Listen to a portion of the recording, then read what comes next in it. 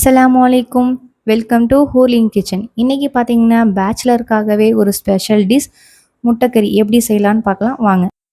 இதுக்கு தேவையான ingredients 3 normal size வெங்காயம் கட் பண்ணி வச்சுருக்கேன், ஒரு சின்ன சைஸ் தக்காளி, ஒரு புடி மல்லி புதினா, 2 பச்சை மிளகா, 4 துண்டு இஞ்சி, 8 பல் பூண்டு, ஒரு ஸ்ப்ரிங் கருவேப்பிலை, ஒரு கப்பு தயிர்.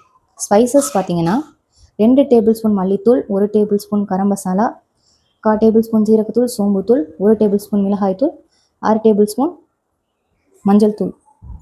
கிரேவிக்கு 4 முட்டை நான் யூஸ் பண்ண போகிறேன். இப்போ அடுப்பை ஆன் பண்ணிக்கலாம்.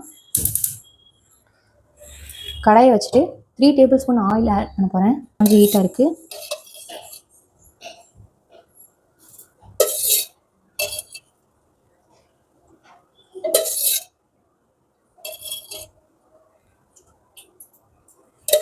இப்போ வந்து அரைச்சி வச்சது இந்த மசாலா பேஸ்ட்டை இந்த ஆயில் ஆட் பண்ண போகிறேன்.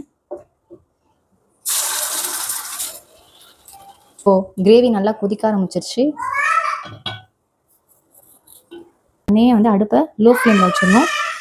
மல்லியோட ஸ்மெல் போனதுக்கப்புறம் நம்ம வந்து 4 முட்டை உடச்சி இதில் ஆட் பண்ணிக்கணும். இப்போ வந்து கிரேவி கொதிக்கிற டைமில் நம்ம சின்னதாக ஒரு லெமன் ஸ்க்யூஸ் பண்ணி வச்சுருக்கேன், அது கொஞ்சமாக ஆட் பண்ணிக்கணும்.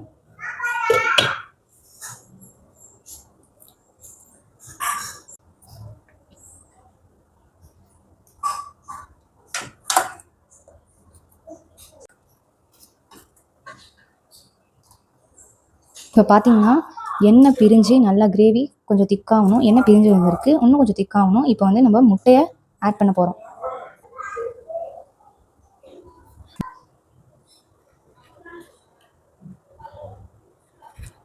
பார்த்தீங்கன்னா முட்டையை உடச்சி ஊற்றியாச்சு. முட்டை வந்து கொஞ்சம் நல்லா வேகணும், அதனால் ஒரு 20 நிமிஷம் அடுப்பு ஸ்லோ ஃப்ளேமில் வச்சுருக்கேன். இப்போ பார்த்தீங்கன்னா கிரேவி ரெடி ஆகிடுச்சு. நல்லா வாசமாக நல்லாயிருக்கு. நீங்களும் இதை ட்ரை பண்ணி பாருங்கள் உங்கள் வீட்டில். முட்டைக்கறிக்கு பார்த்தீங்கன்னா நாங்கள் இன்றைக்கி சப்பாத்தி செஞ்சு சாப்பிட போகிறோம். தோசைக்கு செஞ்சாலும் முட்டைக்கறி செம்ம டேஸ்ட்டாக இருக்கும். இந்த மாதிரி சப்பாத்தி வளர்த்து வச்சுட்டு ஆயில் ஃபியூ ட்ராப்ஸ் ஆட் பண்ணி ஸ்ப்ரெட் பண்ணி விட்டுட்டு இந்த மாதிரி 4ஆக மடித்து சப்பாத்தி போட்டிங்கன்னா சப்பாத்தி ரொம்ப சாஃப்டாக இருக்கும், நல்லாயிருக்கும் மெதுவாக. இதுக்கப்புறம் இதை வளர்த்து நம்ம வந்து தவாவில் போட்டுருணும். சப்பாத்தி பார்த்திங்கன்னா நல்லா வளர்த்து ஸ்கொயர் ஷேப்பில் வச்சுருக்கேன். கல் சூடானதுக்கப்புறம் நம்ம வந்து சப்பாத்தி போட்டுடணும். நல்லா ஸ்பீடாக வச்சு தான் போடணும்.